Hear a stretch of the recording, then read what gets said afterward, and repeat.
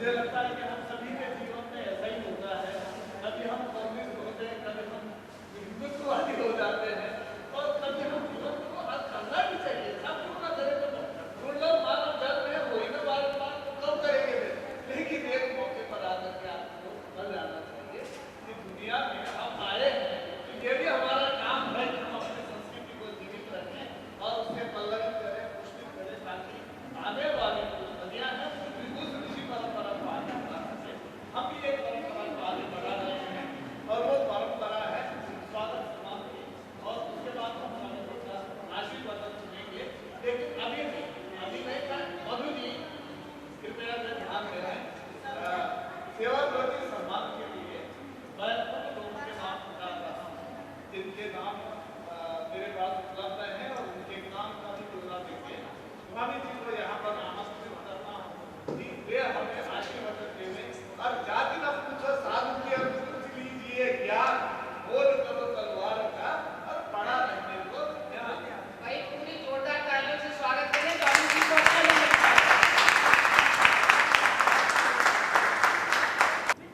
ज्ञानार्जन सदा गया चक्षुरुन्मीलितं येन तस्मै श्री गुरुवे नमः। मां शारदे, जिसकी वजह से हम सब लोग यहाँ पर हैं, उनको भी हमने नमन करना चाहिए।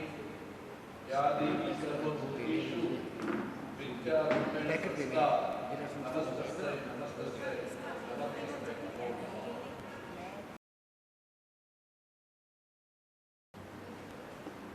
दो लाइन और भी कह देते हैं, जो पूरा जो पूरा यहाँ पर एक भारत श्रेष्ठ भारत, मेरा भारत महान और विरासत का भारत। ओम देवी सुरेश्वरी भगवती गंगे त्रिभुवन तारिणी तरल तरंगे, गंगा मां के उद्गम स्थान उत्तर काशी की गोमुख से 1200 किलोमीटर दूर से आप लोगों के दर्शन करने के लिए हिमालयन पीठाधीश्वर, हिमालयन योगी, महामंडलेश्वर आपके दर्शन करने के लिए राजधानी में पहुंचे, और आप सबको हृदय की गहराई से आपका हार्दिक स्वागत और अभिनंदन। इस विनती के साथ उन सभी लोगों को साधुवाद जिन्होंने मेरा काम हल्का कर दिया, जितने भी यहाँ पर पूर्व वक्ता आए, उन सब के प्रवचनों में, उन सब की वक्ता की वाणी में एक ही चीज झलक रही है कि एक राष्ट्र, श्रेष्ठ राष्ट्र, एक भारत, महान भारत। इसलिए उन्होंने मेरे लिए मेरी वाणी हल्का कर दी, इसलिए मैं उनको साधुवाद देता हूँ और आपसे अनुरोध करता हूँ। ताली बजाने वाले वक्ताओं ने अपने लिए खूब ताली बजवाई और वो चले गए, अब बिना ताली वाले बचे। तो मैं जो कुछ भी कहूँ तो आप ताली बन जाए, क्योंकि मैं नेता नहीं हूँ, संत हूँ। ताली तो नेताओं के लिए बजाए। तो परम सर ने इस मंच में मैं सबसे पहले साधुवाद देना चाहूंगा मधु बहन। एक नजर हम अपने चारों ओर डालें तो हमें दिख रहा है कि अनेकता में एकता का भारत। कोई कैसे ही ड्रेस में, कोई पगड़ी में है, कोई है। ये एकता, अनेकता में एकता के भारत। और हिंदी भवन में आपने इस कार्यक्रम को करवाया, तो उसके लिए आपको सबसे पहले साधुवाद। इतना अच्छा हुआ। आप शायद कॉन्स्टिट्यूशन क्लब में करती तो वो फीलिंग नहीं आती जो इसके अंदर आ रही है। ये अनेकता में एकता का भारत है। हमारे श्रेष्ठ भारतीय जनता पार्टी के श्रेष्ठ नेता, जिन्होंने 206 राज्यों में से 155 राज्यों की जमीन नाप चुके, ऐसे नेता को अपने बीच पाकर मैं गंगा की उद्गम स्थान से आकर के आपका हार्दिक स्वागत। नारी शक्ति के रूप में उपस्थित या देवी सर्वभूतेषु शक्ति रूपेण संस्था नमस्तस्य नमस्तस्य नमस्तस्य नमो नमः। ऐसे हरियाणा से आई हुई संध्या बहन जिसके उद्गार से हम गदगद हो गए, आपका भी मैं गंगा की उस उद्गम पावन धरती से आकर के आपका भी मेरे समाज के संत जो एक पूरा जो एग्जाम्पल है, जिसका अंत ये है कि आप 22 भाषाओं के 27 राज्यों के अलग अलग आप लोग हैं।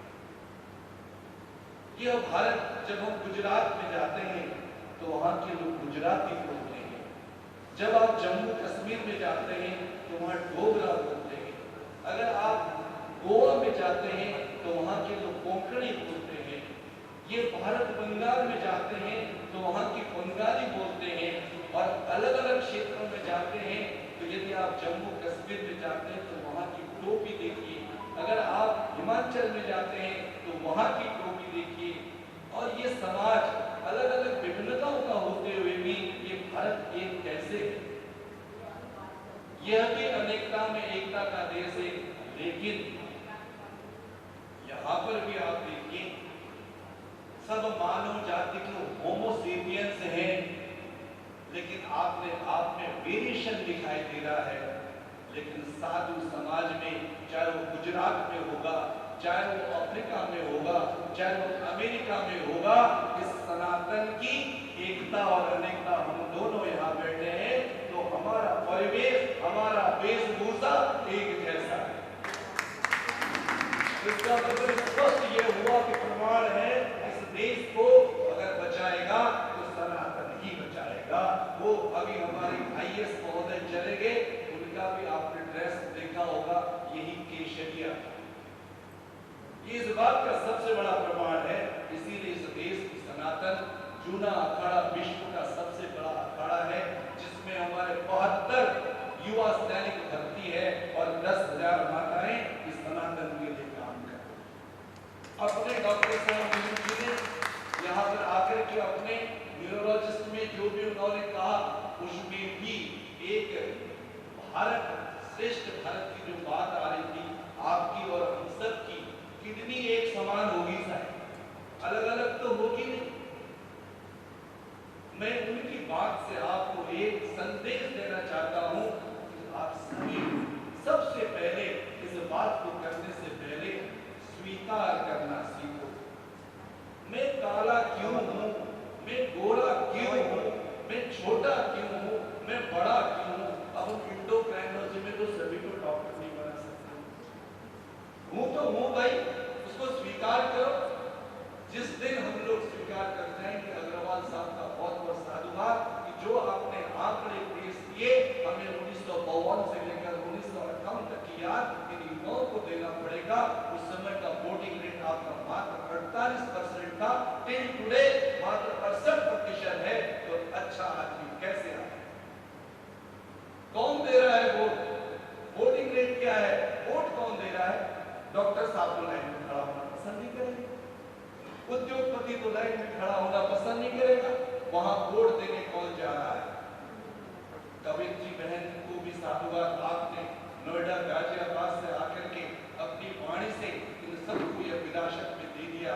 लेकिन ये जो इतने सारे लोग यहाँ पर लगे हुए हैं, एग्जाम्पल ले लीजिए, रामचरितमानस को अवधी में लिखा गया, लेकिन अवधी का ट्रांसलेट कर करके लोग अपनी भाषाओं में पढ़ रहे हैं। तो यह क्या अनेकता में एकता का विषय नहीं है?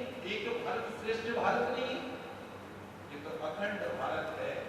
आदि अनादिकाल से यह भारत अखंड था, अखंड है और अखंड रहेगा, क्योंकि जिसका जन्म नहीं होता है वो मरता नहीं है। ये तो अखंड भारत, जिसका जन्म होता है वो मरता है। पाकिस्तान का जन्म हुआ था, बेचारा इमरान कहा जाए, अरे हमसे दोस्त भी कर लेता। आज तेरे पाकिस्तान में 400 रुपये किलो आलू हो रहा है, अगर तू थोड़ी मोदी जी के साथ दोस्ती कर लेता तो कम से कम अपने उत्तर प्रदेश के आगरा के 10 कुंटल आलू तो भेजी। यहीं पर समझने की आवश्यकता है, knowledge structured in consciousness, Bharat हमेशा चेतना की बात करते आया है। ये चेतना का देश है। ये भारत ऐसे नहीं बना है साहब। इसकी गहराई में हम जब उतरते हैं तो हर जगह फिलॉसफी लगता है। सामने देखिए हमारे पूर्व विधायक जी हैं, मैं तो उनका कायल हूं कि जिन्होंने अपनी बात ऐसे दमदार ढंग से रखी कि आपके ऐसे क्रांतिकारी शब्दों को सुनकर के अगर जब कभी अगर दिल्ली में आपका चुनाव हो तो अगर हमारी आवश्यकता हो तो हम हिमालय से जहां -15 में रहते हैं आपसे अनुरोध किया था कि ताली मेरे लिए भी मानी जौहरी साहब ने राजा करेंगे। बस मैं छोटी सी बात कहना चाहूंगा, इन बच्चों को कुछ नहीं कहना। स्पष्ट है आपका इतिहास, स्पष्ट है आपका इतिहास। हम क्यों जाए? इतिहास ने आपको ताजमहल बना के दिया, इतिहास ने आपको कुतुब मीनार बना के दिया, इतिहास ने आपको अक्षरधाम बना के दिया। इस देश में मंदिर भी है, मस्जिद भी है, जैन धर्मशालाएं भी है, उसके बाद भी हम सब एक हैं। हमें पढ़ने की आवश्यकता ही नहीं है। हमारा इतिहास हमको ये बताता है, हमारा भूगोल बता रहा है कि नंदा देवी, कंचनजंगा अलग अलग राज्यों में जाते हैं तो वहां का हिमालय और वहां का भूगोल भी अनेकता में एकता का प्रतीक है। हम बच्चों को क्या पढ़ाएं? सबसे बड़ा जो बात हमारे अग्रवाल साहब ने कहा, क्षम प्रभुता, आर्थिक व्यवस्था। अगर ये मेरा कुतुब मीनार नहीं होता, मेरा ताजमहल नहीं होता, केदारनाथ नहीं होता, बद्रीनाथ नहीं होता, तो वहां की अर्थव्यवस्था क्या होती? अगर मेरे भारत में कुंभ मेले नहीं होते, एक कुंभ मेले में एक दिन में 3 करोड़ आदमी स्नान करने के लिए आता है, वो पैसा कहां जाता है? क्या हम एक दूसरे से जुड़े हुए नहीं है? क्या ये हमारा रेसिप्रोकल रिलेशनशिप नहीं है? ये बात तो पहले से ही थी, लेकिन बढ़ाते बढ़ाते आज माननीय मोदी जी के दिमाग में आई कि भारत श्रेष्ठ कब माना जाएगा? भारत को पहले से ही विश्व गुरु था। अकबर के जमाने बिहार में जब हमारे अशोक जी थे, उस कार्यकाल में 29 यूनिवर्सिटियां बन चुकी। कहीं देश में किसी विश्व के किसी भी पटल में कोई स्कूल नहीं था, फिर भी तो गुरुकुल था भारत। कहीं देश में कोई किताब नहीं छपी, मेरे संतों ने, मेरे सिद्ध पुरुषों ने, मनुष्यों ने वेद की रचना कर दी। अग्निम विले पुरोहितम यज्ञश्चदेवम विकृतं। क्या गजब की बात थी। उस वेद जिसको आप नॉलेज कहते हैं, वही फिर बात रिपीट किया होके आती है, ज्ञान चेतना में निहित है। बहुत सारे हमारे यूनिवर्सिटी के लोग भी दिखाई दे रहे हैं। मैं माफी चाहता हूँ, हम किताबों में हम क्या पढ़ा रहे हैं, लेकिन ज्ञान तो चेतना में, ज्ञान तो चेतना में है। उस चीज को निकालने की यहाँ पर आवश्यकता थी।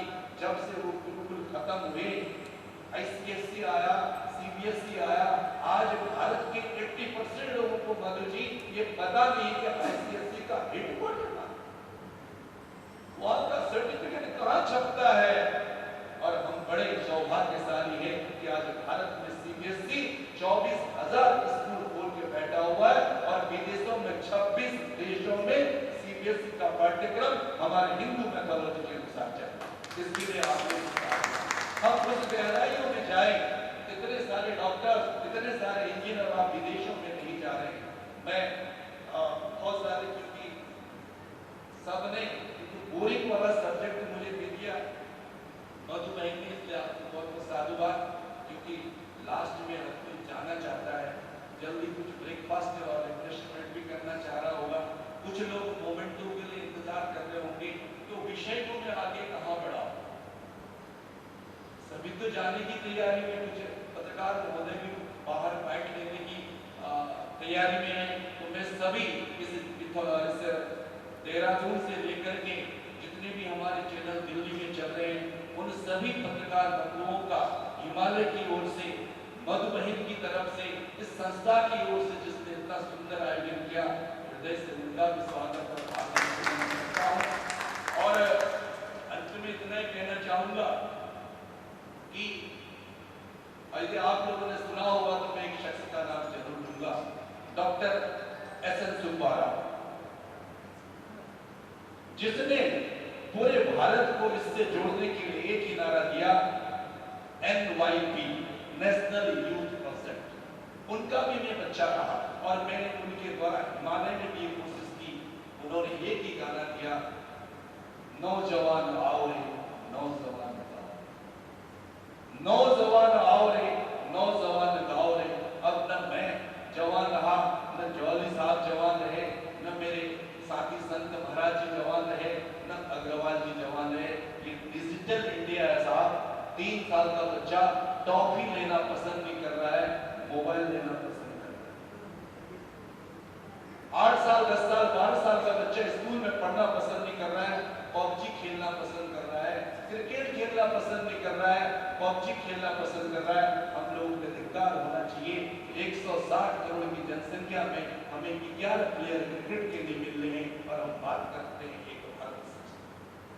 नेपाल जैसा देश अपने क्रिकेट की टीम खड़ी कर दिया और हम लोग पबजी में लगे पड़े हैं। क्या ये हमारे संस्कार थे? हमारे लड़के IIT निकलते हैं, भारत में नौकरी नहीं कर रहे हैं, अमेरिका और जापान और जर्मनी में जा रहे हैं। हम ये किसको संदेश दें? ये तो बातों में रह जाएगा।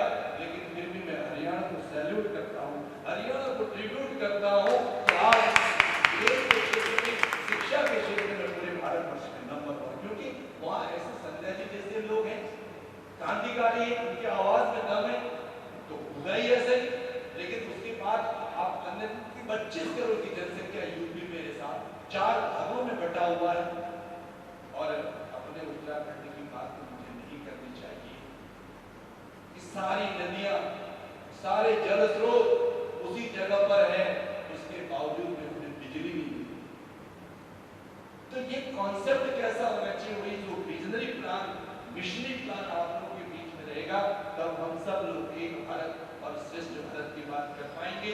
फिर भी हमें यह स्वीकार करना होगा कि अलग अलग धर्म होते हुए भी फिर भी हम हिंदुस्तान, अलग अलग वर्ण, उसके बाद भी हम सब हिंदुस्तानी, अलग अलग भाषा, उसके बाद भी हम हिंदुस्तानी, कुचिपुड़ी, बिहू, अलग अलग नृत्य होने के बाद भी हम सब उसके बाद भी हिंदुस्तानी। ये सारे लोगों को स्वीकार करना पड़ेगा। मेरे मुस्लिम बंधुओं को भी स्वीकार करना पड़ेगा, जैनियों को भी करना पड़ेगा, हिंदुओं को भी करना पड़ेगा, सिखों, ईसाई को सबको ये स्वीकार करना पड़ेगा कि मैं हिंदुस्तानी हूँ। उसी दिन मेरा भारत श्रेष्ठ हो जाएगा। उस दिन सभी लोग इसको विश्व गुरु मानेंगे। एक बार पुनः हृदय से हमारे डॉक्टर पांडे साहब, जिन्होंने आंखों के इतने अस्पताल खोल दिए, आप लोगों की प्रेरणा से मैंने चीन, तिब्बत और नेपाल के बॉर्डर में एक पहाड़ की तरह खड़ा हूं।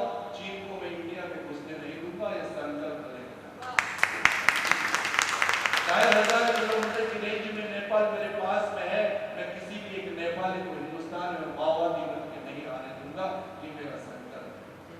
तिब्बत से आने वाले जितने भी लामा लोग हैं, यदि वो भारत माता की जय कहेंगे तभी हिंदुस्तान में प्रवेश करेंगे, नहीं तो काली नदी और धौली नदी उनके लिए बहुत अधिक प्रभाव से बहती है। काला पानी में उनको छोड़ दिया जाएगा और टनकपुर में सारदा में पहुंच जाएंगे। क्यों? उनको मोक्ष चाहिए।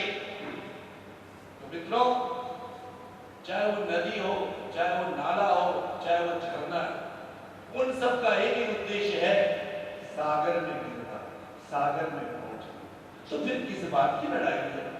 कितने हमने ऑपरेशन करते जब हम डॉक्टर थे, जब हम टीचर थे, जब हम आर्मी असिस्टेंट कमांडेंट थे, न जाने कितनी गोलियां चला दी। क्यों? आखिर क्यों? किसके लिए? अभी मैडम ने कहा ना, डॉक्टर साहिबा ने, खान पान। अब आप अगर अभी हम भारतीय जनता पार्टी के लिए 2 रुपये मांगेंगे तो कोई देने को तैयार नहीं होगा। और अभी 525 रुपये का पिज्जा मंगा ले, जो हमारा भोजन ही नहीं है। उसके बाद मैक्स में जाकर के ट्यूमर के लिए 2 लाख रुपये जमा करना। तो ये हम क्या, हमारे लोगों ने सिखाया था हमको? क्या भारत में कोई ऐसी पद्धति थी? ऐसी तो कोई पद्धति नहीं थी। आज हर कोई डॉक्टर कह रहा भैया कि आसन करो, प्राणायाम करो। 17,000 लोगों में मैंने भी परीक्षण किया। वो कोरोना काल हमारे लिए इतना बड़ा एक इंस्पायर्ड था, ट्रांसफॉर्मेशन था कि 17,000 पास रख करके एक को मरने दी, क्योंकि मृत्यु सामने थी। हमने सोचा कि अगर मरना जीना तो किसी कोरोना के हाथ में नहीं है, जो रखेगा जो पालेगा, जिसने हमको ऐसा बनाया उसकी जिम्मेदारी है। ऐसे आप ही समझो कि पहले से विधि का बिना टाइम टेबल उसका फिक्स है, पता नहीं उसके पास कितने डीएनए, कितने आरएनए, कितने एमआरएनए हम समझ नहीं पाते। लेकिन आपको समझना पड़ेगा कि आज नेपाल का जो भारत का जो श्रेष्ठ गोरखा रेजिमेंट होता था, उसमें नेपाल के लड़के भर्ती होने के लिए नहीं आ रहे, वो लोग सारे यूएस जा रहे हैं। और यूएस में एक भर्ती में जब हो जाता है तो उसकी तनख्वाह वेतन 4,25,000 रुपये है। ये हमको सोचना होगा, हर व्यक्ति को सोचना होगा। कहीं आने वाले समय में चीन और अमेरिका नेपाल को कैप्चर तो नहीं कर लेंगे, और उसको कैप्चर करके कहीं चीन और भारत को अमेरिका लड़ा तो नहीं देगा। क्या हुआ रशिया का हाल? रशिया को तोड़ा, उसके बाद खुद उसने यूक्रेन को खड़ा किया और आज उसी को मरवा दिया। कहीं ऐसा हमारे साथ भी तो नहीं होगा। इसलिए जाग जाओ, और आप सबको जगाने के लिए हिमालय से कुछ कह रहा हूं, और हिमालय से कुछ कहने के लिए आपके आमंत्रण पर यहाँ पहुंचा हूं। आप सबको साधुवाद। आइए, हिमालय में आइए, केदारनाथ में आइए, बद्रीनाथ में आइए, यमुनोत्री गंगोत्री में आइए, ओम पर्वत में आइए और कैलाश पर्वत में आइए। और सभी को निमंत्रण 2024 में हमारा कुंभ होगा प्रयागराज में। एक छोटा सा बैनर लिखा होगा, इसी प्रकार की फोटो लगी होगी। जिस किसी भी महानुभाव को अगर जगह न मिले तो आप आराम से आकर के चूड़ा फाड़े में आइए, आराम से नहाइए और हमारे साथ रथों में आइए, रथों में चढ़कर स्नान कीजिए और अपने पुण्य के भागी बने। ओम नमो नारायण।